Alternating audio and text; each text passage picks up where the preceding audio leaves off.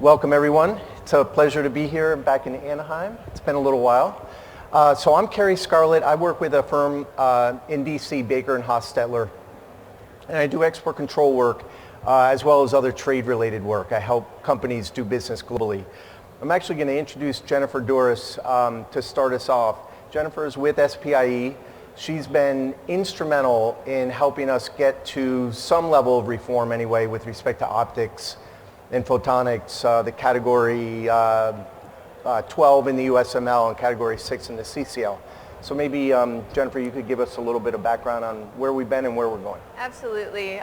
For those who follow the space, you're probably very familiar with the export control reform process that happened under the last administration, under the Obama administration. Essentially what it was is a wholesale rewrite of the different categories that control our U.S. export control system, both the USML, which is the U.S. munitions list, and the CCL, which is the commerce control list, which is the dual-use goods list.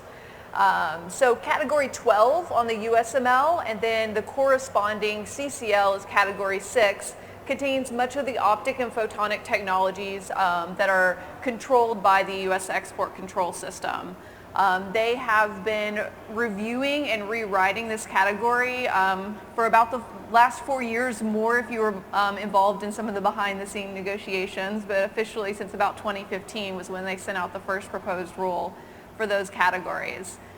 Initially, we had some great concerns with the direction they were taking the categories. The first proposal in many places had the USML, which of course is ITAR restrictions, intruded on the commercial marketplace, which of course would be very detrimental to U.S. companies that export these products. Luckily though, companies really responded to the open comment period that was out for that particular regulation, proposed regulation. And we saw a very different second proposed rule. And that ultimately, that second proposed rule became the basis for the final rules for both of these categories in the USML and CCL. And that rule was finalized just in December 31st of this last year. So we now have new regulations for category 12 of the USML and category 6 of the CCL. I think overall industry was pleased with what they saw in those final regulations. Where government and industry couldn't agree on performance parameters that were appropriate to be a dividing line between what would be a munitions item and a dual use item, they used the term specially designed, which you might be familiar with. Essentially, the specially designed criteria was defined in 2012, and it's a system, kind of a series of questions you can go through to decide whether your item is considered specially designed for an article under the USML. What's nice about the specially designed criteria is it kind of changes over time. If your product moves into the commercial space, your item can move over to the CCL even if initially it might have been considered a munitions item. Despite the fact that we now have finalized regulations for category 12 and category 6, the administration sent out what's called a notice of inquiry just about a month ago. And essentially what it is, it's asking the public, well, what do you feel about putting some of these parameters back in? And so it's a new list of parameters that they're proposing to the public. That comment period already closed. It closed on March 14th. And overwhelmingly, the companies that responded to that NOI stated that they would like to see the regulations stay as they're written for various reasons.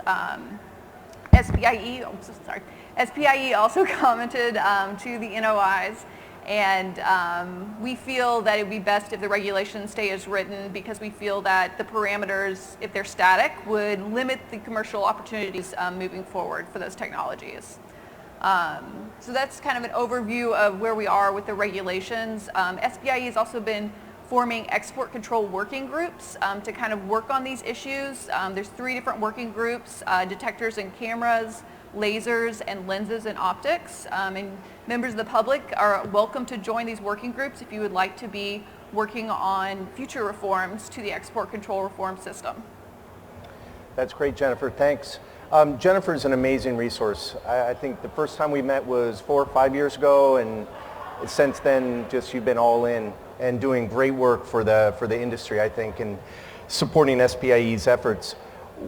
one of the keys I think that Jennifer brought up is the fact that you do have a voice and you have an opportunity to share your voice with the government and obviously with your colleagues about what you think works and doesn't work from a trade perspective.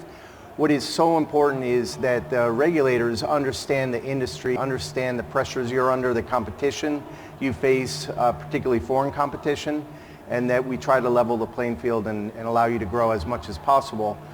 Just keep in mind that in the background, the reason that you're regulated, at least from an export control perspective, is primarily for national security reasons. So there are some very serious people behind the scenes in the government thinking about very serious issues and wanting to make sure that our technologies that are cutting edge, that are militarily significant, are protected and don't end up in the right hands. So that's the sort of environment we're working in. And another thing to keep in mind is the fact that a lot of U.S. regulation is based on the decisions that are made at Wassenaar, which of course is the international body that we are a part of along with 41 other countries. So of course the agreements that we agree to at those meetings are implemented in the U.S. Part of the work of the working groups would be, if there are changes that need to be made at Wassenaar, creating proposals that would go to that international body if that's kind of the origins of regulations that we feel like are inappropriately placed. Great. So I'm going to touch on just for a few minutes some of the mechanics of export controls and reform and my basic kind of essential suggestions on how to navigate the rules. What's really key is that you take a look at your products and your technologies and reassess them against the new USML Cat 12 and the Commerce Control List Category 6. I know a lot of companies haven't been able to get there yet. You're running 100 miles per hour every day working on business, but without knowing for sure and confidently where your products and your technologies reside, whether it's ITAR or EAR, you're potentially stepping into some minefields. Under the ITAR, which I think most of you must know about if you're here at this show, but under that regime, there's a license required essentially with respect to any foreign interaction you might have. Sharing of technical data controlled under the ITAR domestically or abroad with a foreign person is a licensable transaction in almost every case. So knowing if you're on that side of the equation, the ITAR side is critical. If you're on the EAR side, you can still be subject to licensing requirements.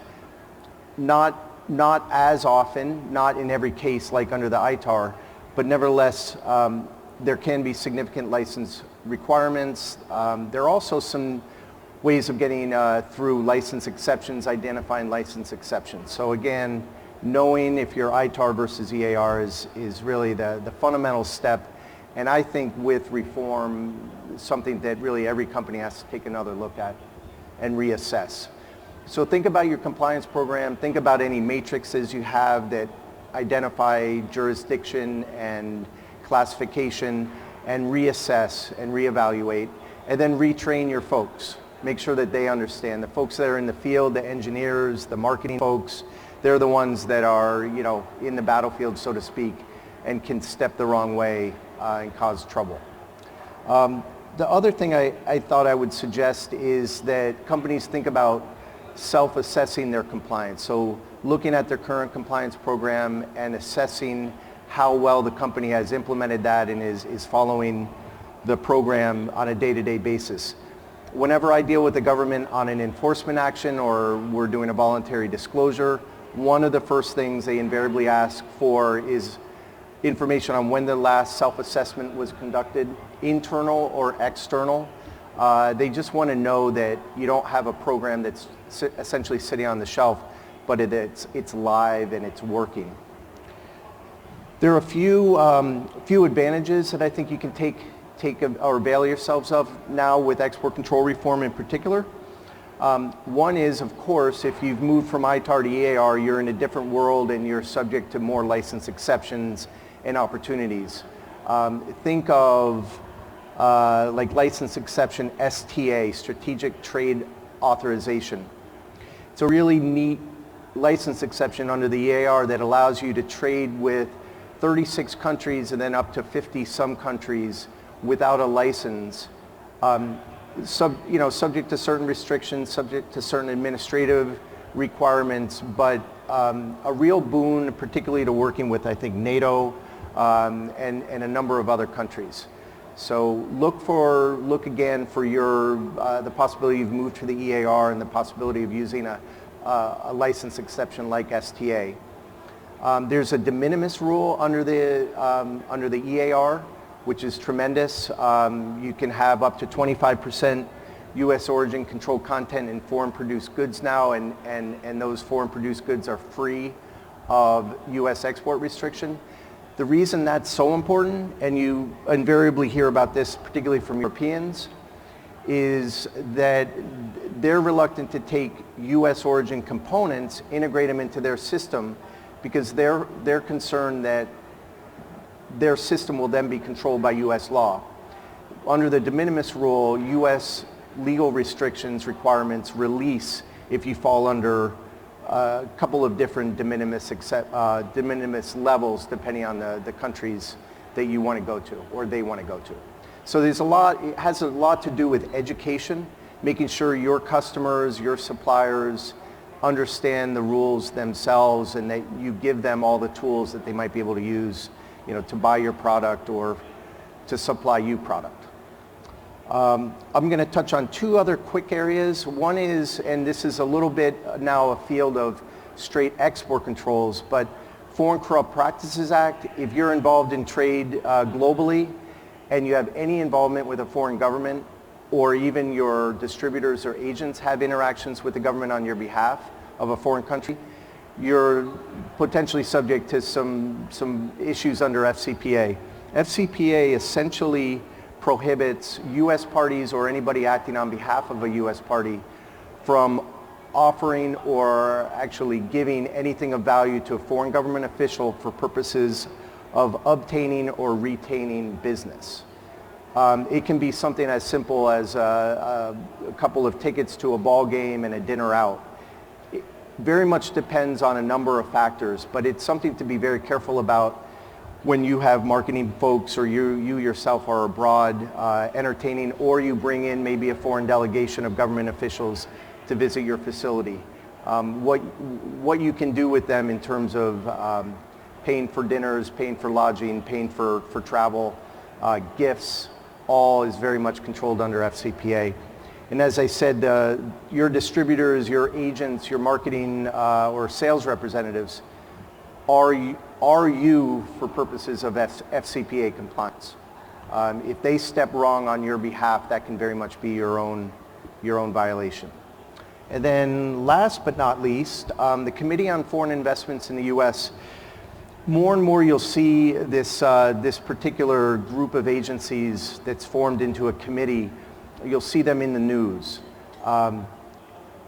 They're charged under statute with reviewing foreign acquisitions of U.S. companies or even just financings of U.S. companies by folks abroad. And they look at those transactions from a national security perspective.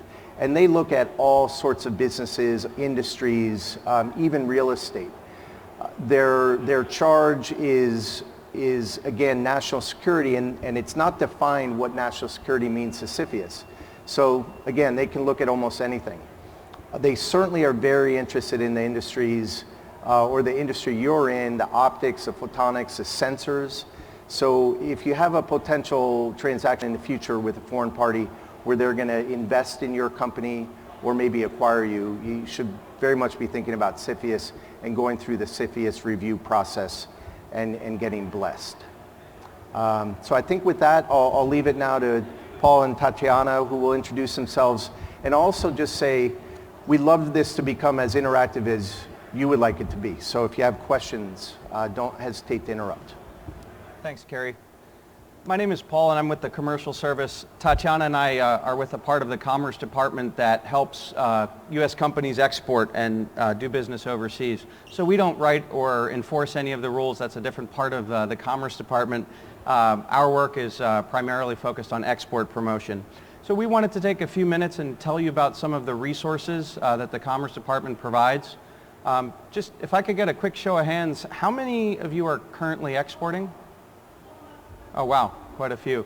And for those of you that are exporting, how many are just getting started? So pretty experienced. That's great. You may, in your dealings, have come across the commercial service. For those of you that haven't, I'll just take a moment and tell you a little bit about who we are. We're the trade promotion arm of the Commerce Department. We're located across the United States and in about 80 countries overseas. And we provide primarily trade counseling and partner support for U.S. companies. So if you're trying to find a buyer, qualify a buyer, or vet an opportunity or work with a foreign government, we have programs to assist you. So we wanted to focus on 3 areas today and then open up the floor for questions. Tatyana is going to touch a little bit on compliance. I'm going to tell you a little bit about some of the resources that we can provide through our local offices, and then some of the assistance that we can help you to reach the buyers in the target markets. So I'll turn it over to Tatyana. Thanks, Paul. Touch on compliance. Thank you, Paul. Just wanted to share a few tips on compliance. So, since many of you are very experienced exporters, I'm sure that you guys are all well aware of the need to screen your clients, your exporters. And what BIS has done, and it's quite nifty, is they've actually consolidated a lot of these denied persons and basically blacklisted lists where you do have to screen your customer, and they've put it all together into one consolidated screening list. And it's quite helpful and easy to use as well. And you can access the consolidated list by going straight to the BIS website here and just simply click on it, and simply like a Google search. So you type in your customer's name and hopefully you find something that says no matches found. Sometimes we do notice that there's a lot of common names, so you may get a false positive. If that happens, no need to worry. Simply do a little bit more due diligence to see if that is a true match. For example, my last name is actually listed for an entity in Mexico. Obviously, it's not me, but you can see how a lot of the common last names will appear when you do conduct your searches for your exporting. Something else we wanted to touch on is to piggyback on Kerry's point on Foreign Corrupt Practices Act and having to do all that due diligence. A lot of the companies we work with also utilize one of our services called the International Company Profile. Think of it as a background check for a foreign entity. So again, they use this service in order to show that they've taken the steps to do that due diligence, that background search on that company. And this report, what it covers, it does provide some financial information, as well as it does include an interview that our U.S. Embassy staff will conduct and actually meet with that foreign customer of yours overseas. It can also include pictures of their facility. So it's a great way, again, to get that additional information that may be difficult to get otherwise. And another point on compliance that we wanted to touch on is one of the nice things is if you have a product that moved over from the U.S. munitions list, USML, and actually navigated to EAR, a lot of the licenses are actually free. So even if you do find yourself in a situation where you do need a license for your product that now falls under BIS, and you don't qualify for any license exceptions like STA, for example, Strategic Trade Authorization, it's very easy and straightforward to go to the BIS website, go through the online portal called SNAP-R, and complete the license application. It's completely free, and they've also updated it, so instead of 2 years, it is valid for 4 years now to be more in line with the State Department licenses. Other things we wanted to touch on for compliance is, again, to piggyback on Jennifer and Kerry's point on the importance of doing self-assessments. So the BIS website does have a lot of useful audit modules that you can use if you haven't quite done an assessment before and you want some sample questions. So that's, again, very helpful for companies who are looking to do that.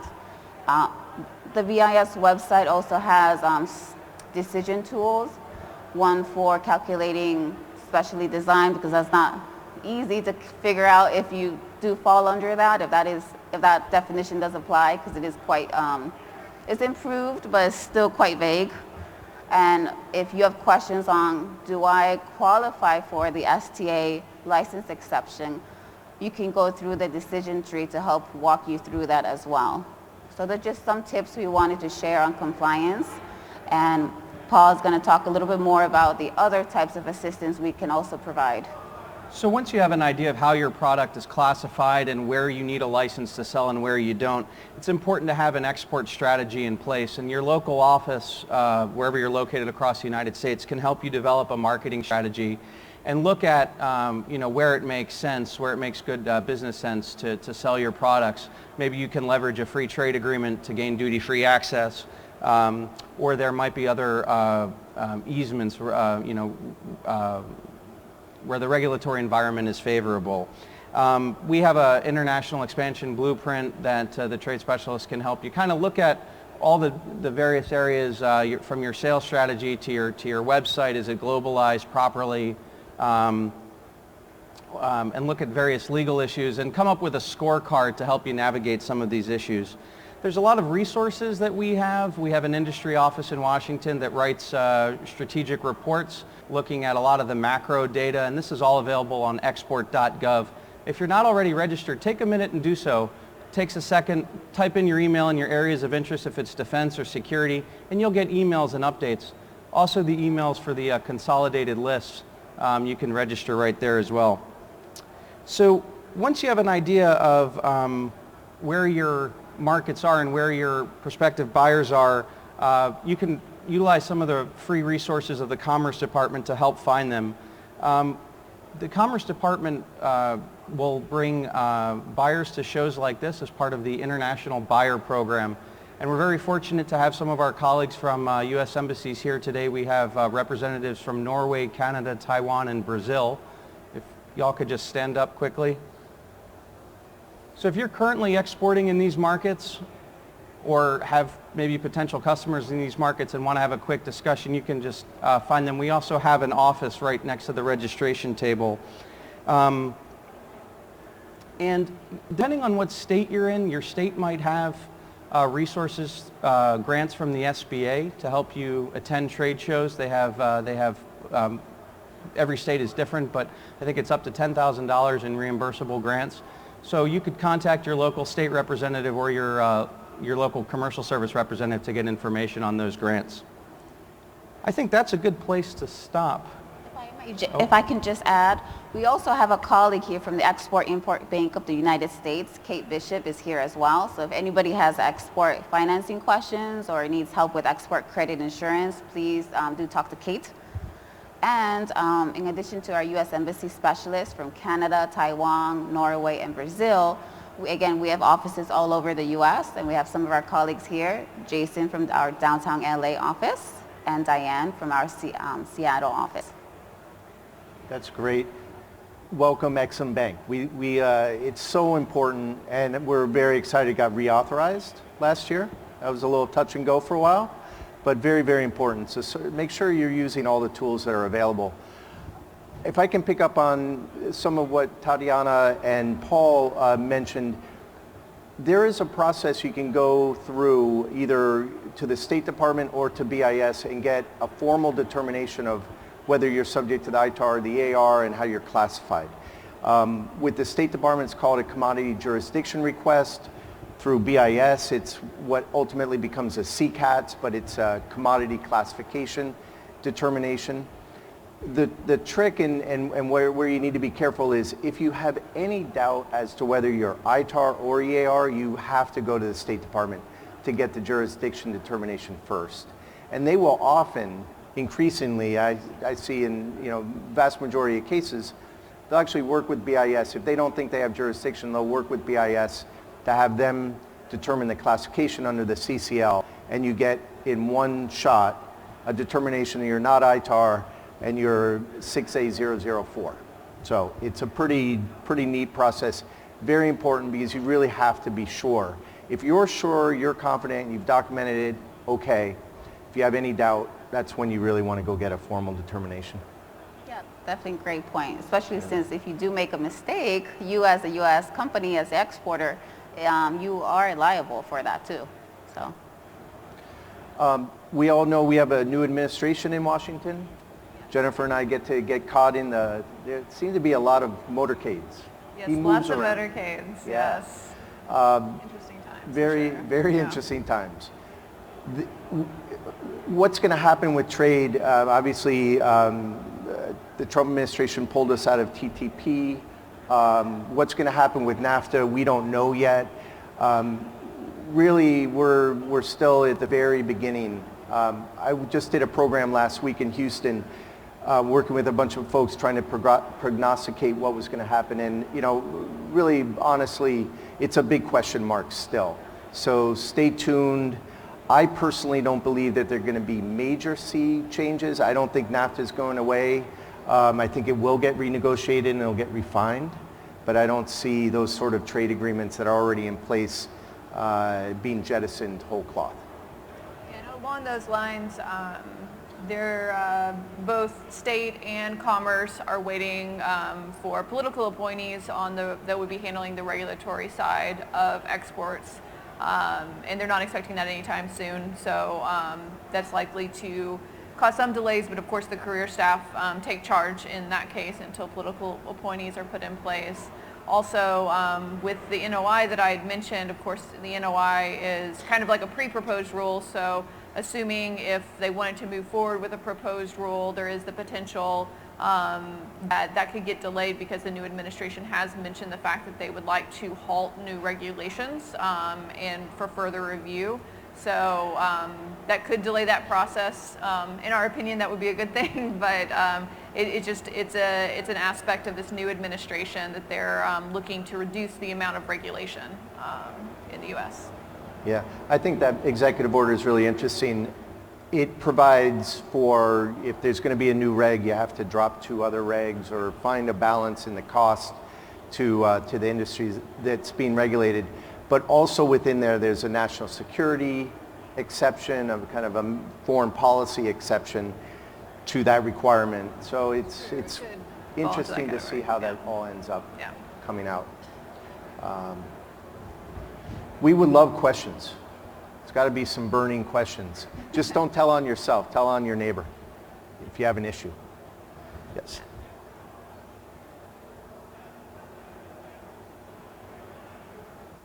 All right, thanks. So the question is about not exporting a true product, but distributing demonstrators or evaluation units and those kind of things for a young company. Can you comment on the differences there, if there are any?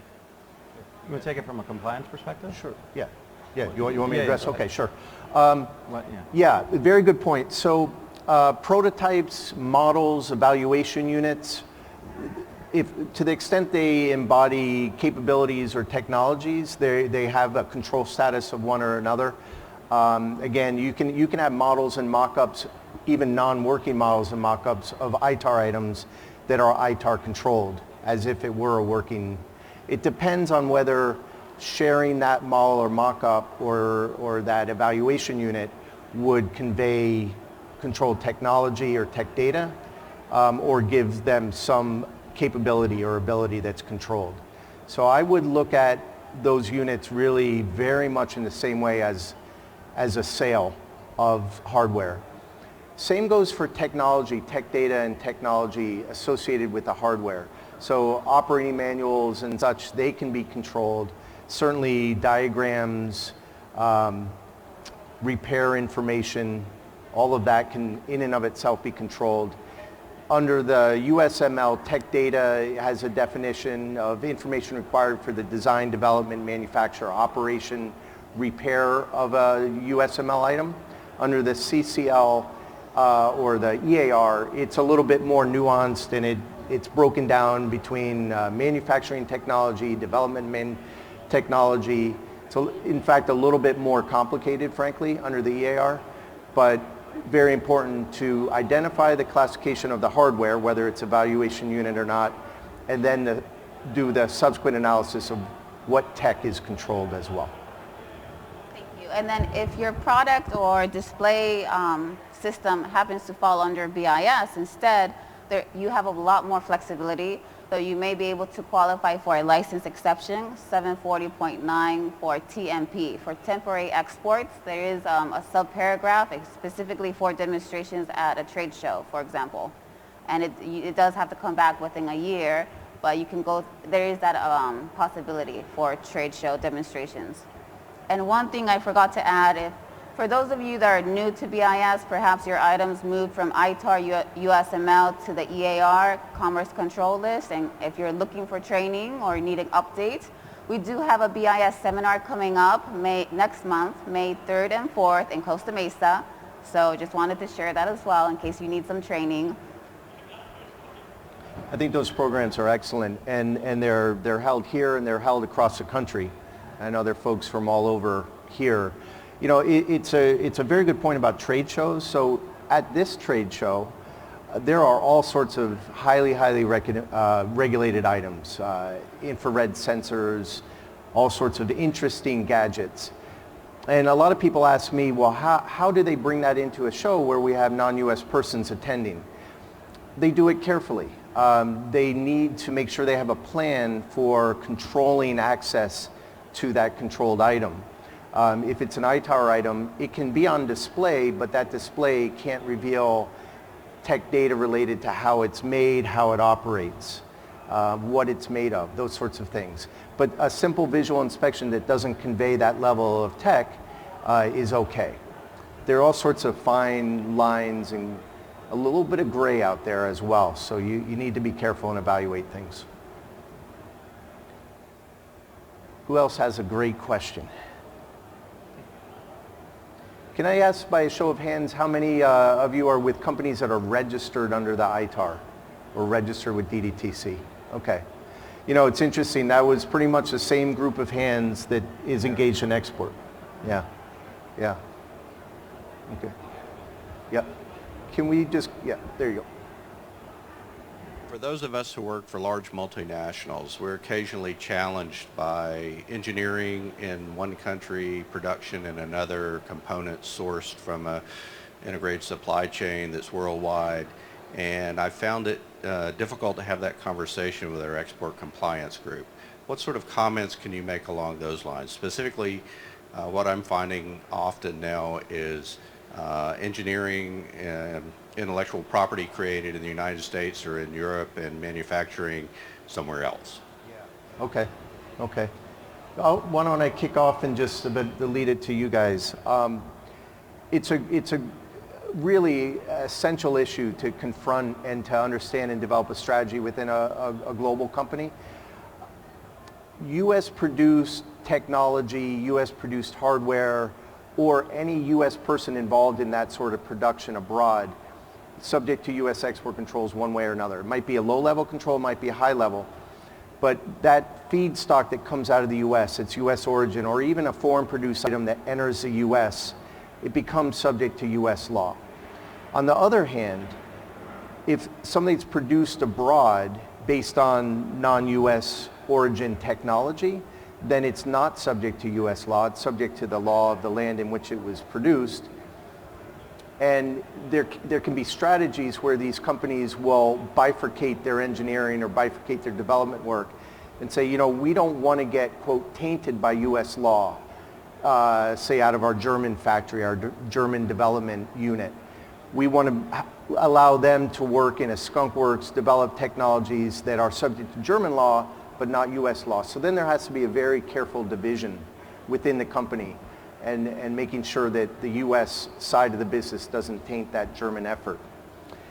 If you do want to cooperate among affiliates, there are all sorts of licensing vehicles if required, or there may be a license exception. So under the ITAR, you can work under what's called a technical assistance agreement or a manufacturing license agreement, where the U.S. arm of the company shares with a foreign party, say an affiliate in Germany again, know-how on how to build something, share in the development of technology or hardware, and do that under license if it's ITAR. If it's EAR, there are also technology transfer licenses, but there are also a lot of license exceptions. So for instance, license exception STA may very well work to have that sort of cooperation between US and Germany, because Germany is an STA country. So it's something to navigate very carefully, and compliance folks get nervous. They want to keep everybody in a box and kind of in straight and narrow lanes. The reality is there are tools, there are ways of navigating. There is an ability to say yes. It just really depends on the level of knowledge of the compliance person. And if you come across a situation where you've identified that you do need a license and you don't qualify for any license exceptions like STA, maybe it's a country that's not eligible, you can get those licenses again. It's very easy to obtain, usually very straightforward to apply for them. For example, if you have some of this also actually applies here in the US domestically. So if you have an engineer who is not a US citizen, maybe he's from India, for example, that's his passport, his nationality, you may come into a situation where you need to obtain a deemed export license for your Indian engineer here in the US to be able to collaborate with other engineers and work on certain projects for items that fall under BIS. So that's something else to look for. I just had a French company approach me. They have, it's a French parent and a US operating company. The US operating company has opportunities to do some very high-end inertial measurement unit type work, a lot about sensors and gyro compasses and all. And the French parent is very nervous about what the US company might do that would taint the French product. And what I've advised kind of in a nutshell is the French company can share that technology with their US affiliate, subsidiary. No license required for the inbound into the US of that technology, maybe a French license. Actually happens to be there is no French license either. And then the US company can independently further develop that technology, that item, that inertial measurement unit. It's going to be subject to ITAR or maybe EAR. That doesn't mean that the same unit produced abroad with the same technology, as long as it's not US origin technology, doesn't mean it's controlled under US law. It's still free of US law. It's still French. It's, you know, the two companies can kind of operate in parallel. You just want to be very careful about the cross-fertilization. That's where the licensing might come in. That's where some US law can be asserted on the foreign produced product. Mike, do you have any questions? Okay, sorry. All right. Hi. You asked the question a moment ago about who in the audience was registered ITAR. And so let me ask my question this way. Is registration, which is the first step, required if a company is involved in things that would be on one of these lists but is not involved in export? Is registration required? Okay. It's a great question. Question being, you're manufacturing defense articles domestically and selling domestically. Are you still required to be registered? The answer is yes. So the registration, and it's a registration with the State Department's Director of Defense Trade Controls, is basically their vehicle for understanding who's out there in the marketplace doing this sort of work, even if it's not export oriented. So you could be wholly manufacturing and developing domestically and selling domestically and still be required to register. There's another trigger. So one trigger is manufacturing defense articles. The other is providing a defense service. But a defense service, by definition, involves an interaction with a foreign party. It could be a foreign party here in the US, but it has to be a foreign party, either here in the US or abroad. That's what a defense service is. If let's say I'm US and you're US, we're both US company, working for US companies, I can teach you how to build an infrared sensor that's ITAR controlled, and I'm not providing a defense service. So there's a little bit of that nuance that goes on. I will also say R&D work and not manufacturing of defense articles does not trigger registration either. So if you're purely building prototypes, you're not to a manufacturing stage, you're not manufacturing and therefore not required to register. Ins and outs. Okay. I think that's it. Oh, yes. Something I wanted to mention about the reform process. You may have noticed in Category 12 some language regarding developmental research, receiving developmental research funding from DoD, and essentially that being a trigger for ITAR designation.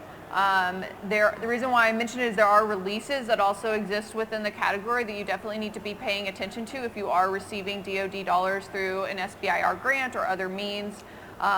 If you get language written into your contract specifically saying that the funding is meant for dual use purposes, both civilian and military, then that designation will not apply. Of course, if you also have a CJ saying that it's meant for dual use purposes, it also doesn't apply.